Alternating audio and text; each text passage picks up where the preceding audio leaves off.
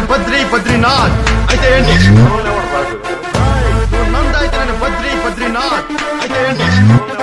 నేను ఆకాశం అంటూ ఊరు వచ్చినా మెరుపు వచ్చినా పిడుగొచ్చినా నేను ఎప్పుడు ఒకేలా ఉంటాను. మనల్ని ఎవడు రాదు.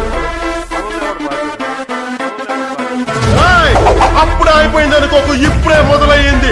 అప్పుడే అయిపోయింది అనుకోకు, ఇప్పుడే మొదలయ్యింది. ఇప్పుడు చెప్తున్నా, రాసుకో. నీకు నీ హైకమాండ్ టికెట్ ఇచ్చిన గబ్బర్ సింగ్ టికెట్ ఇవ్వడు. నామినేషన్ కూడా ఏరియాలో ఎయ్యనివ్వను. నేను ఫ్రెండ్ సెట్ చేస్తా. మనల్ని ఎవడు రాదు. తుపాకి తీసావా, పాయింట్ బ్లాంక్ లో పెట్టావా, ట్రిగ్గర్ నొక్కావా. మనల్ని ఎవడు రాదు.